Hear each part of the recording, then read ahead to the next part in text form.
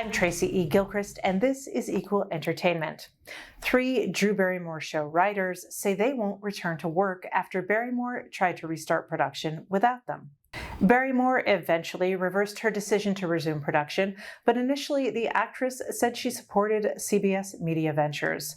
Now that the strike is over, it looks like the damage was done, and her 3 head writers declined deals to return. They have been with the show for all 3 seasons. Negotiations are moving forward for SAG-AFTRA and its 160,000 members. The Alliance of Motion Picture and Television Producers and SAG-AFTRA say they will return to the table. SAG-AFTRA is Hollywood's largest union and has been on strike since July 14th. This comes less than 2 weeks after writers were able to reach a deal with the studios and return to work. Loki is back for more adventure and mischief. Season 2 is here and the cast is returning for more fun. And there's even a couple of new faces as well. Here's a behind-the-scenes look at the family environment on the set of Loki Season 2. Loki Season 2, take 1. 3, 2, 1. Sorry! The best thing about this job is the set. It's always alive and everyone is part of it. Tom is really great. He's always honest and hilarious. Working with Tom, it was like being a kid again. He can't do it. We need to get someone else. He's a bit saggy. Owen Wilson elevates the whole series. He's so intelligent and witty. Do I need to play it the whole thing with my hands on my hips? Where did this come from? The entire experience of shooting this is going to stay with me for many, many years.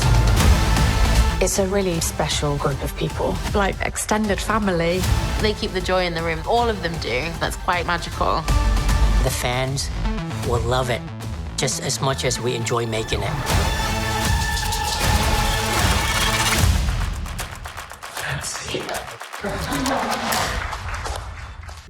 Four Indigenous artists have used their art to honor the historical present and future complexities of being Indigenous and queer.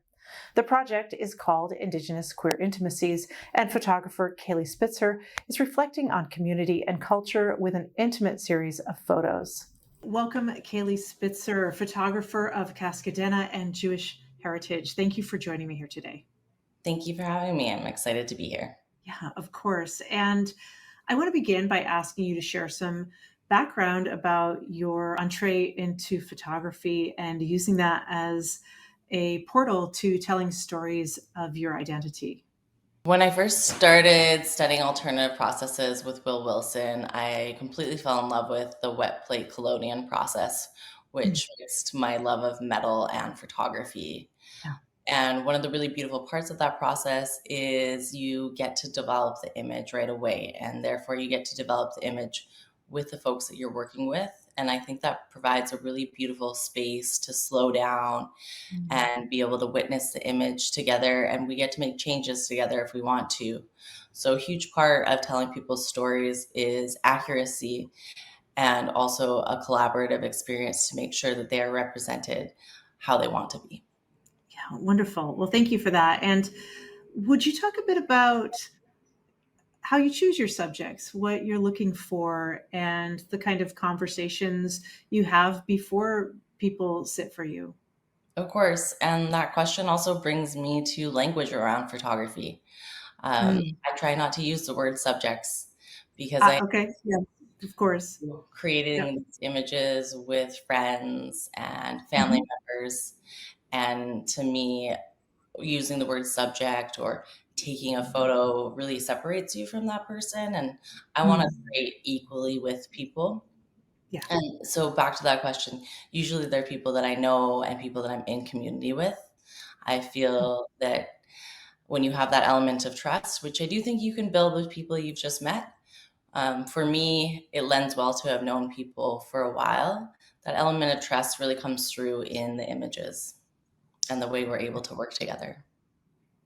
Yeah, I think that's clear in looking at your work. And I want to go back a little bit because I became introduced to you through Illuminative, and you're part of the celebration of Indigenous Queer Intimacies that was launched during Pride Month.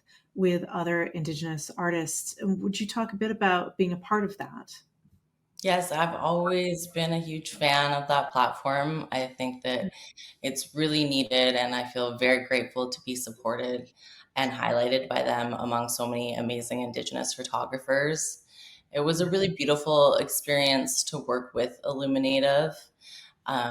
There's a certain understanding, and I feel kindness when working with other Indigenous folks, especially women, non-binary, and trans folks, which I feel quite connected to. So I was very happy for that experience, and I felt a lot of support from them, which is really nice. Wonderful. Well, your website has really beautiful your photographs and these collections that are incredible. And I wonder if you would talk a little bit about a few of them. Specifically, Our Bodies is really fascinating to me. Would you talk a bit about the inception of that and, highlighting these queer folks? Of course. Sometimes I feel like that series is the most complicated for me to talk about, and I haven't always figured out why. It's definitely a celebration of all bodies with a focus on my queer kin. And I think it's really important to be able to, for example, be nude in front of a camera, and that not necessarily be a sexual experience. On the other hand, if you want to be sexually overt, that is celebrated and welcomed as well. It's just taking away a certain gaze. It's just looking at somebody honestly. And I think that there's a lot of violence in this world committed against us as BIPOC and queer folks. And I think it's really important to celebrate us in all forms and show that we are all different and unique and that we all belong. Speak a little bit about what it means to you to be able to do this work where you are shining a light on, amplifying, paying honor to your identities as Indigenous and queer. It's a real big honor. I feel honored every time somebody trusts me and is vulnerable with me. I feel like that is a huge gift, and in that trust, I want to make sure that everybody feels good where their image goes, and I'm very protective of the people that let me work with them. And so, yeah, I'm really grateful, and then I view it as a huge privilege that other people as well get to witness us. Yeah, well, wonderful. And Kaylee, I just want to give you an opportunity if there's something you'd like to touch on about your work or something else that you have coming up. I would just want to give you that chance. There's a few things coming up. I believe it's called In Our Hands, which is a really beautiful exhibition of many Indigenous photographers, starting at the Minneapolis Institute of Art. Yeah. I believe that opens this October.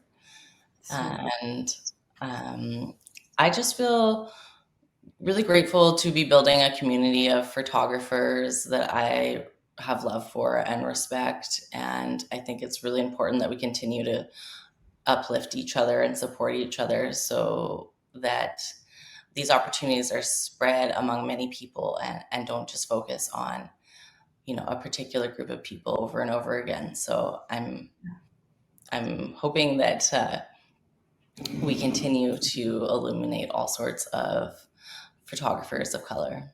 Yes, wonderful. Well, thank you, Kaylee Spitzer. I appreciate your conversation and your being here today. Thank you.